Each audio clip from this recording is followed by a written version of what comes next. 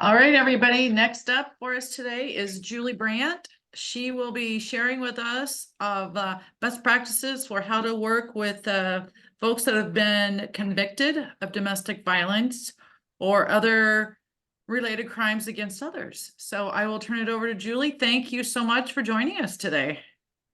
Hello, everybody. My name's Julie Brandt, and I work in the 2nd Judicial District. I do not have a PowerPoint today, so you're just going to have to suffer through with a little Q&A if we have it. I just wanted this to kind of be a casual conversation, so if you have questions along the way, I'd love to answer them. The first thing that I wanted to talk about is just basic definition of domestic violence in the state of Iowa and what that means. It means committing an assault as defined by Section 7081 under any of the following circumstances. The assault is between a family or household members who resided together at the time of the assault. So it could be any family member, a mom and son, brother and sister. We've seen all kinds of different family relations come through classes. The assault could be between two separated spouses or people that are divorced from each other and not residing together at the time of the assault. The assault could be between persons who are parents of the same minor child, regardless of whether they've been married or have ever lived together. The assault can be between persons who've been family or household members residing together within the last year that are not residing together during the time of the assault.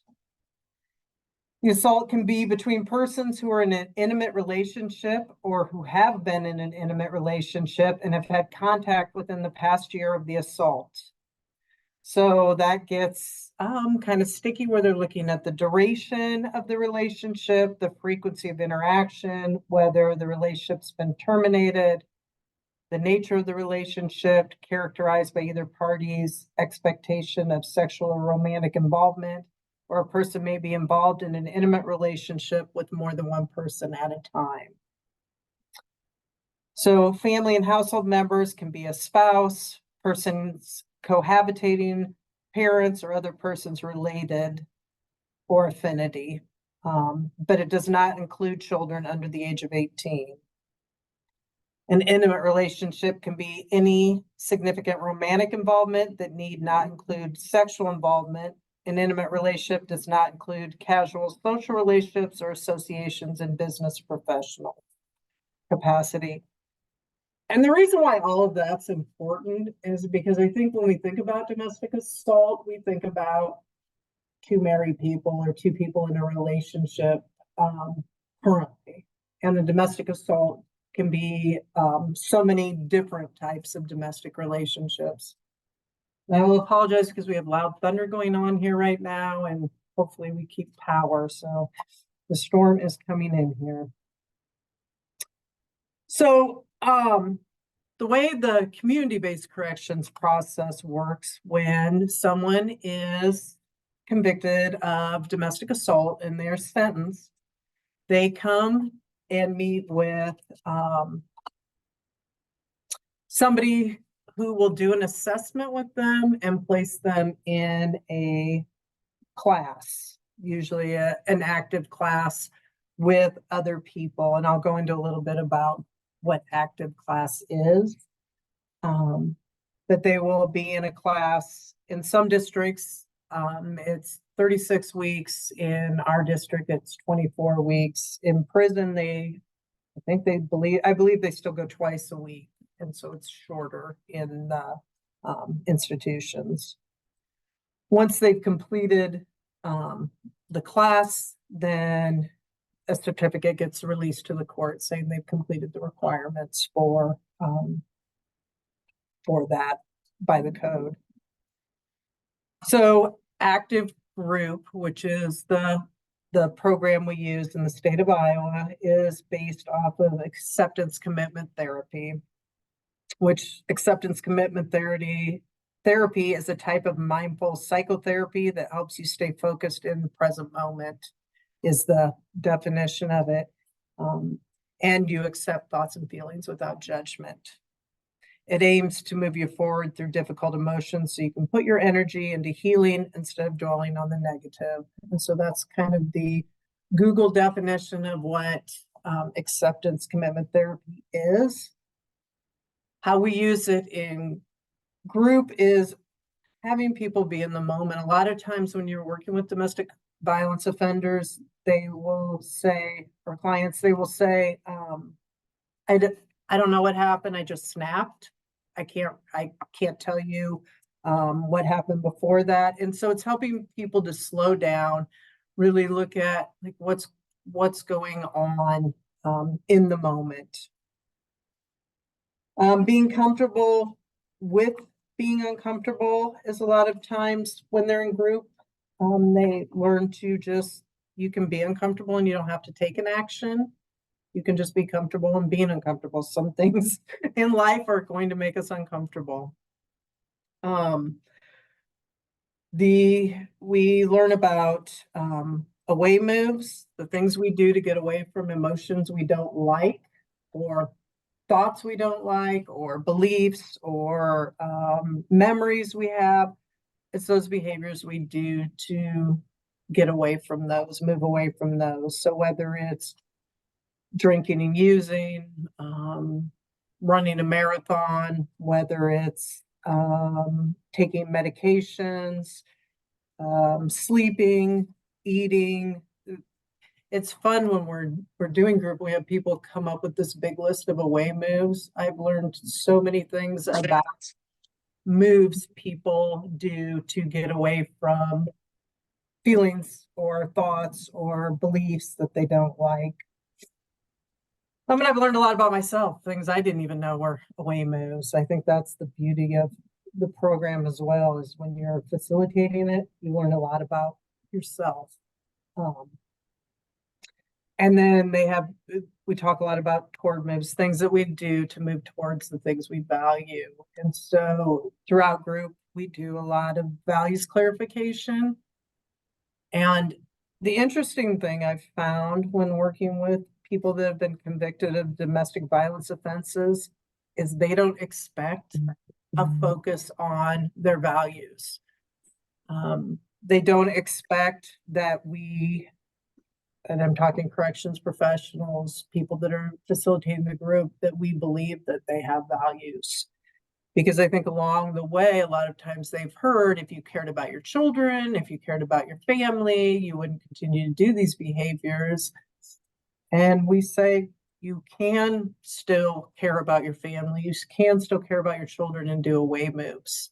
All humans do away moves. We all do things to move away from things that we find uncomfortable. And so my favorite part of that is just watching this relief come upon someone's face when they hear that non-judgmental conversation. And so we just do a lot of values clarification. What are the things you value? And allow the client to talk about the things they value, not us tell them what they should value. I think that's another important piece in active that's different than what most people are used to, is we allow the client to talk about their values. And so if their value is power and control, and they're saying that's their value, we don't argue with people. We're hoping by the end of 26 weeks, they might have a different values clarification. We just go with what they come up with. An important part of the program also is the timeout plan, which I'm glad when we moved from Duluth to active that we kept the timeout plan, because that really puts on paper things I'm going to do when I'm triggered, when I'm in a situation where I could become violent again. These are the steps I'll take. These are the places I'll go. These are the things I will not do, which include like drinking alcohol, going to bars, using it as an excuse to get out of the house or go out. I will return within 30 minutes. I will ask my partner if they want to talk about it. So it's very respectful. And I always ask clients just keep it on their refrigerator, because it's something they should be talking with their partner about. This is what the timeout plan looks like. This is what I'll be doing. This is how I'll utilize it, and you can expect that I'll be back to talk to you. There's a couple of parenting sessions. Not everybody's a parent, but then we just talk about other children in their lives, other children that they're around. We do some speaker listener skills. We talk a lot about male and female roles because it's very important to talk about the roles of males and females, but also some of those bias we may carry from childhood, how we think a male and female should act, male or female should act, and not to dispel those things, but to, I'm sorry, Katrina, I should have said that at the beginning.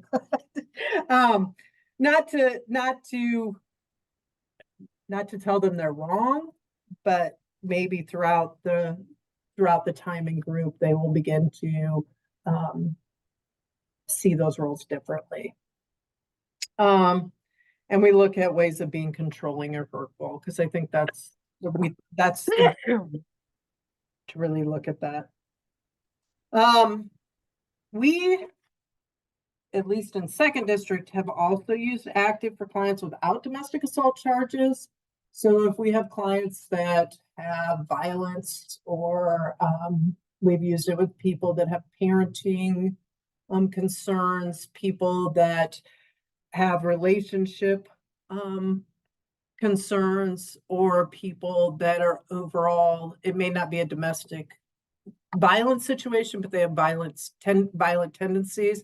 And the reason why I bring that up is because active really can be used for anybody. I've learned a ton of things every single time I've facilitated active.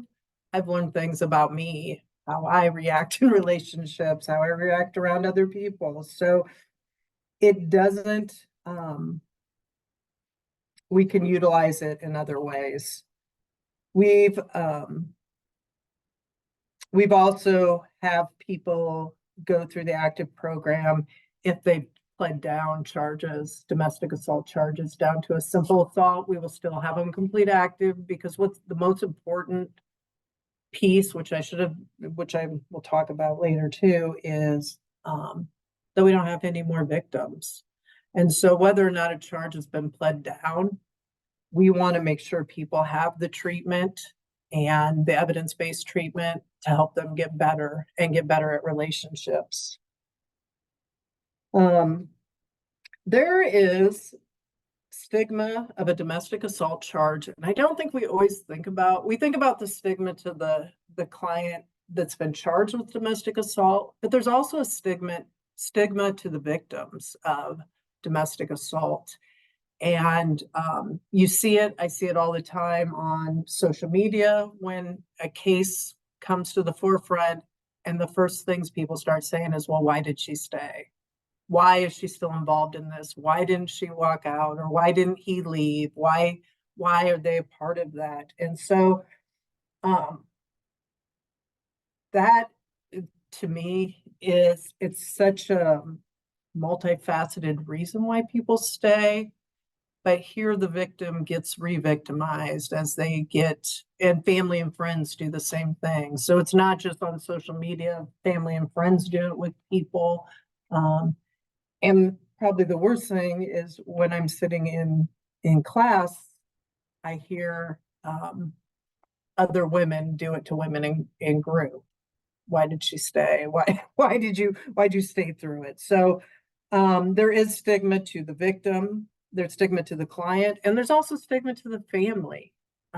Domestic violence involves everybody in the family if it's happening in the home, and it involves the people outside, whether if you're a parent who's had a child that's either been convicted of domestic violence or been a victim of domestic violence, it affects the whole family the same as other crimes do.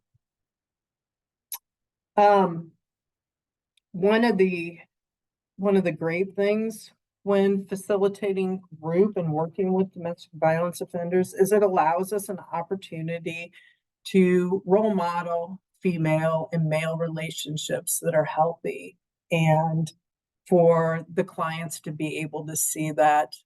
I always appreciated facilitating group with a male counterpart, because then we could joke around, we could have that appropriate male-female relationship and model that it can be done. It doesn't have to be just a romantic relationship.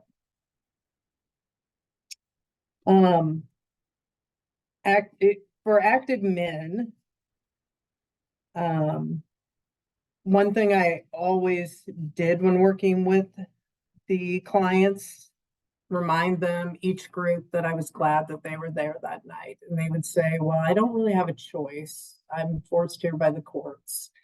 And I always said, well, you have a choice, because there's a long list of people that are absent this evening or today, and you're not on that list. And so I think all of those things help to remove that stigma, because although,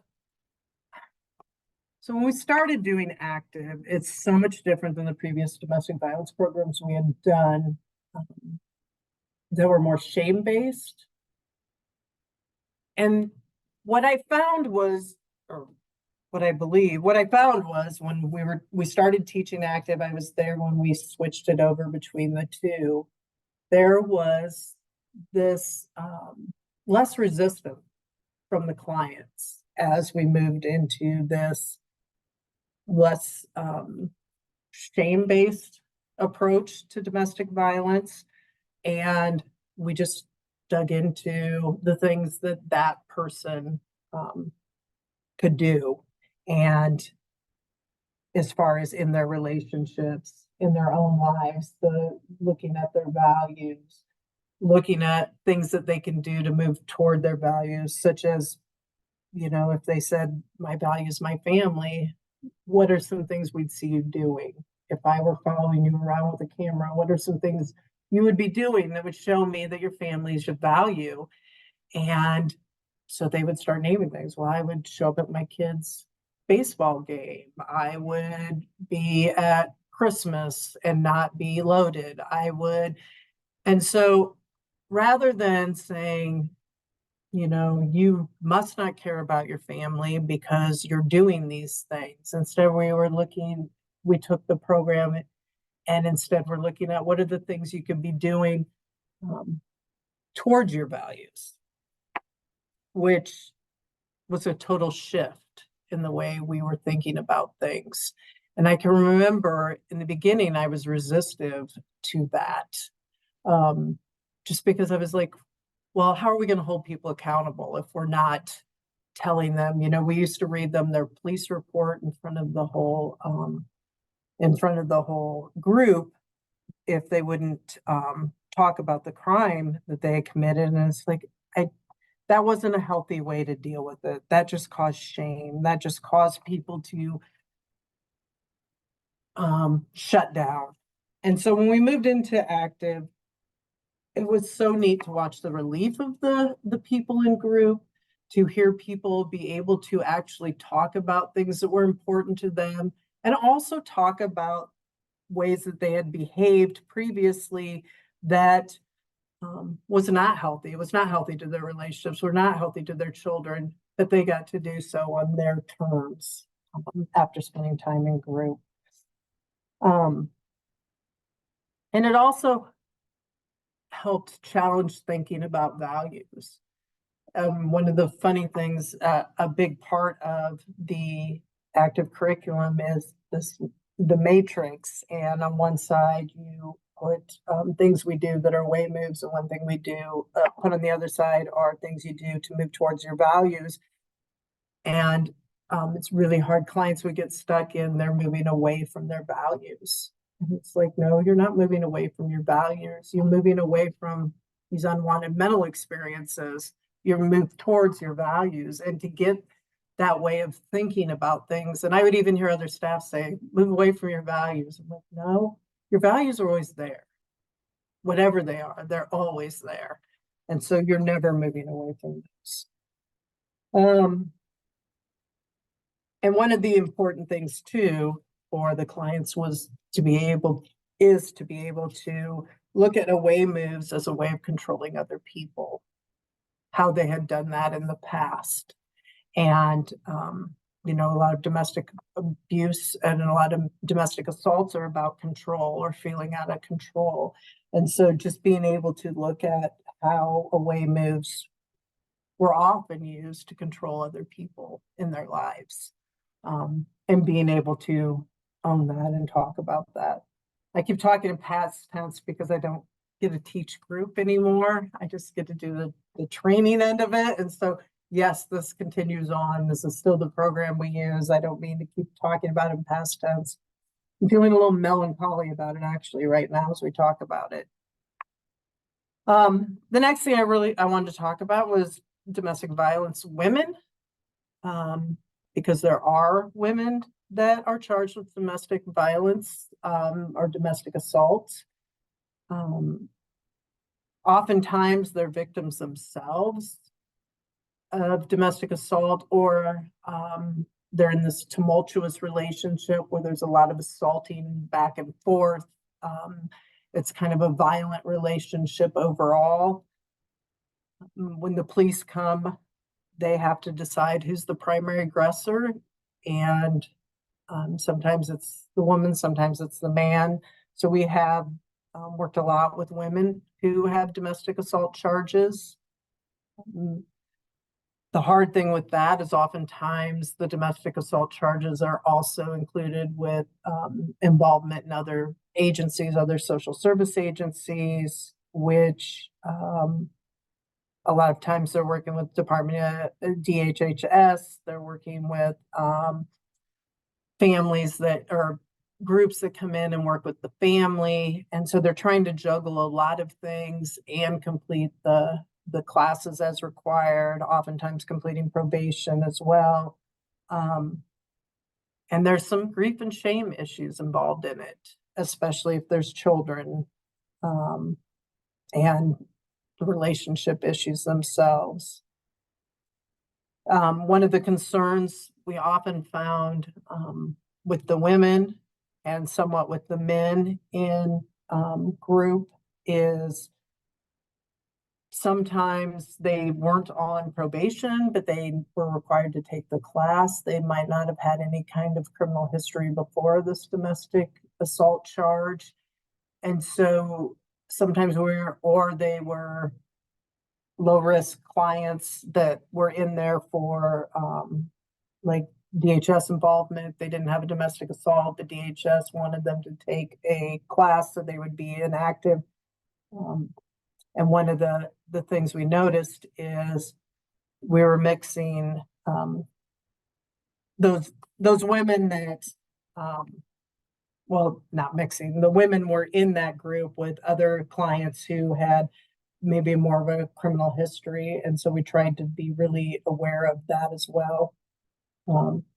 Because we want to challenge messaging that women give each other in group, as far as what I talked about earlier, why do women stay? So they aren't victimizing each other while they're sitting in group. Where this comes into reentry also, in prison, they can complete active group in prison. A lot of times if domestic assault's not their primary charge, they may come out and not have completed active. We always like it when they're able to complete it in prison and come out because it's free. Whereas when they complete it out here, there's a financial cost to the class. Also, we in the community, all the IDAPs monitor, all the Iowa Domestic Abuse Program completion is monitored in the community. And so we would get certificates from the prison saying they'd completed the class. And sometimes they come back and they need those certificates for other things they're trying to complete later in society. I've had people ask for them because they're trying to get a mortgage on a house. Other trying to get custody of children, going to court. So we have those certificates. We do file them with the court, even if they complete in the prison. Like I said, there's a cost associated with the class. So if they complete it in the community, if they come out of prison, they haven't completed Iowa Domestic Abuse Program in prison, then they'll come out and take it. It's $600 for the class. If they're taking it in the community. So that's a significant financial burden, although we allow people to stay in class, complete the class, even if they aren't able to pay, because it's much more important that they complete the class. It's much more important for the victims that people get treatment and that they're on the road to getting better and not being violent in their families anymore. So there was a time where they had to complete, or they had to pay each time they came to class, or they couldn't stay in class. And we decided that wasn't a healthy way to do that when we're talking about victims, because in a domestic assault, there's always a victim. And so in order to, and oftentimes people are still living with their victim. And so we would much rather someone have treatment than have money keep them from being able to get that treatment. Sometimes people come out of an institution and the charge might be an older charge, and their probation officer may tell them that they have to complete treatment. And they're very frustrated because they believe that once they're released from prison, they shouldn't have to do any more treatment. So that becomes a reentry issue.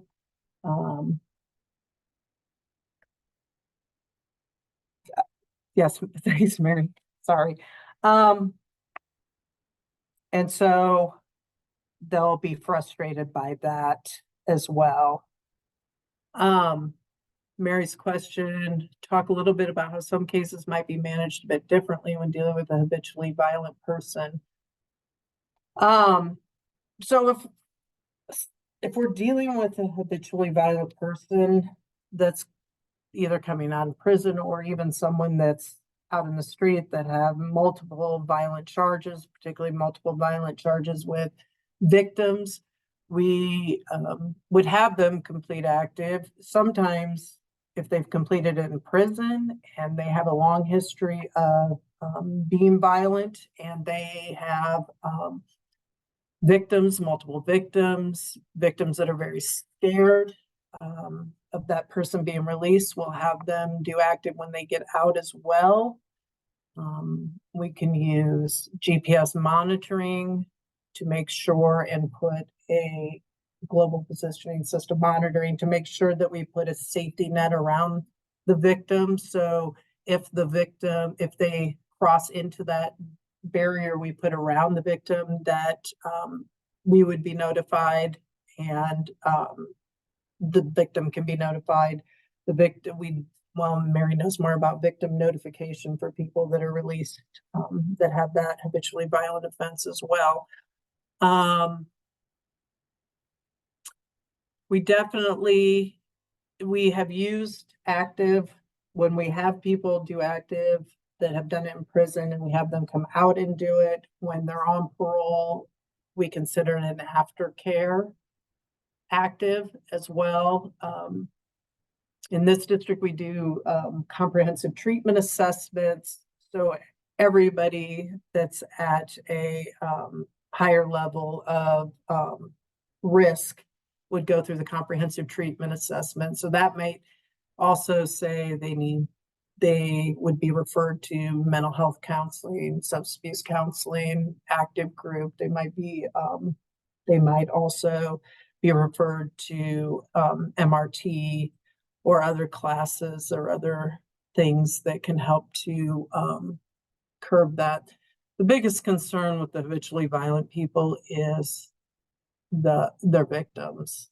It's very terrifying for someone to be out and about, and we like to reassure the victims we're doing what we can to monitor them, so we may be doing do more UA testing and things. We don't just to make sure that previous red flags we're watching for those, that we can see those, that we're looking at previous history of their crimes. We're looking at police reports and things ourselves, so we know what those red flags might be with somebody that's violent, particularly domestic violence.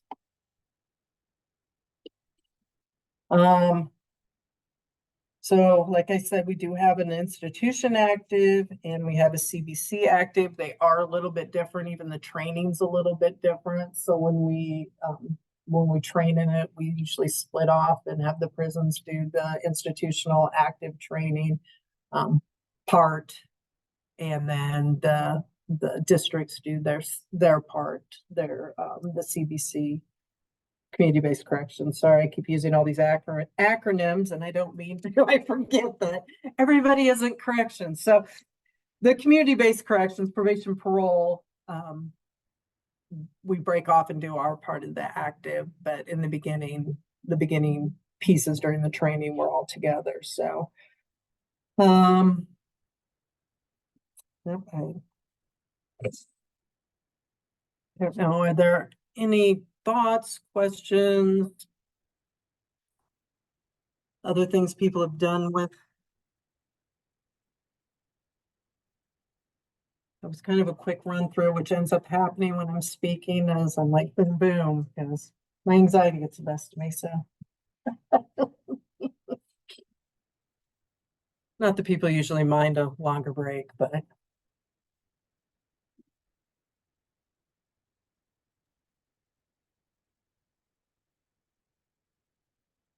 I'm curious, in my previous role, I was at the Iowa Coalition Against Domestic Violence. So I'm curious your interaction with the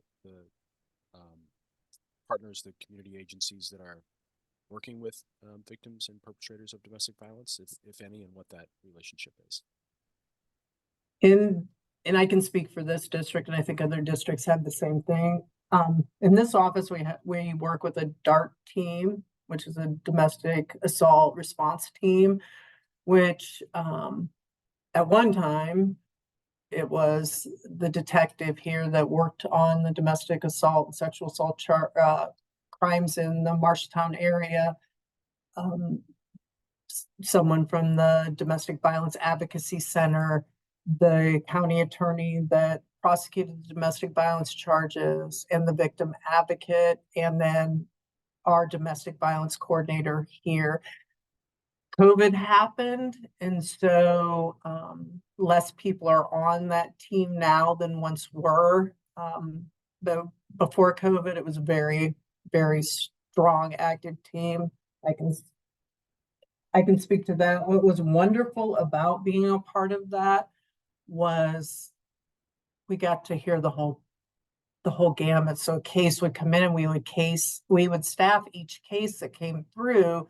So the detective would kind of give some details of what had happened.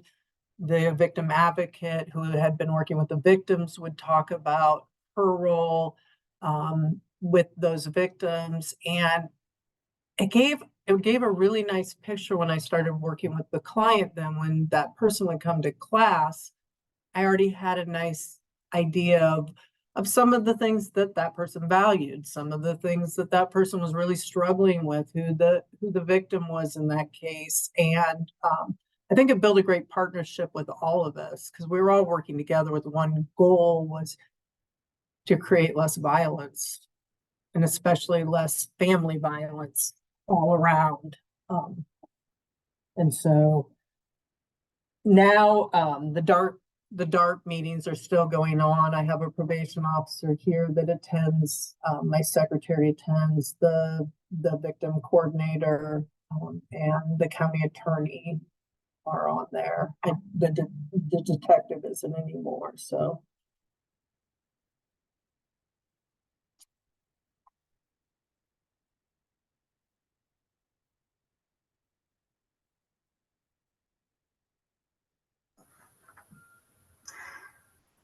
And to share a little bit more, statewide, we actually have a domestic abuse death review team that is made up of many different state agencies and some survivors.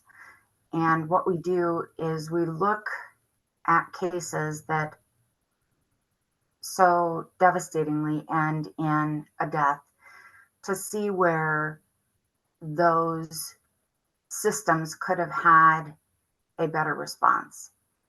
And the people that make up that group are very committed, very dedicated, very somber topic. But again, we're always looking, where we can be better. Again, Julie has said it, we've said it, so there are no more victims.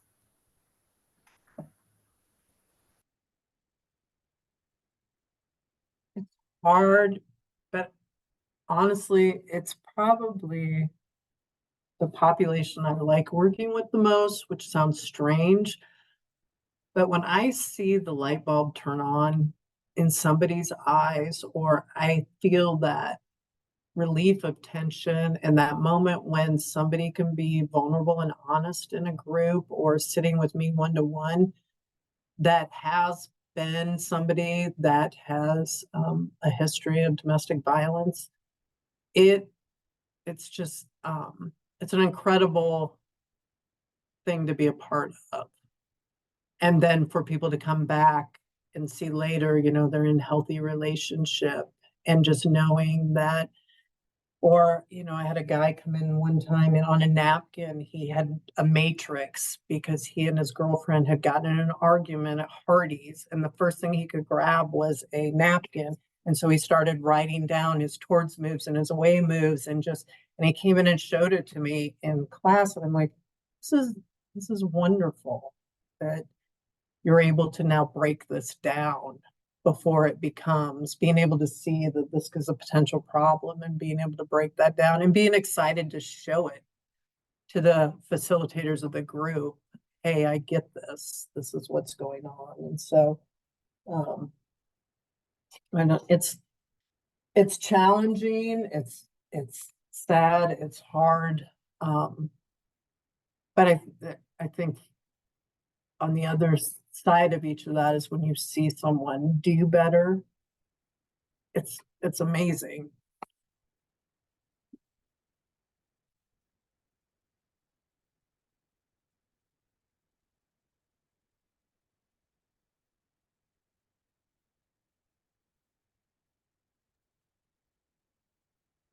Right. And does anybody have any more questions for Miss Julie? Julie, I will personally tell you thank you. I've been around the system for a long time and never have I heard it explained so that it was understandable for all parties. So thank you. It will help us a lot working with the offenders that we work with and topics that we know to bring up when they are domestic offenders, so that we can keep that little path of treatment going, or awareness. All right, thank you. So Julie, make sure you take a look in the chat. There are some thank yous to you, Yes. but also staff, and not trying to jump in, Randy. I just don't No. want Julie to leave. Staff really appreciate this approach as well. Yeah, Thank it's you.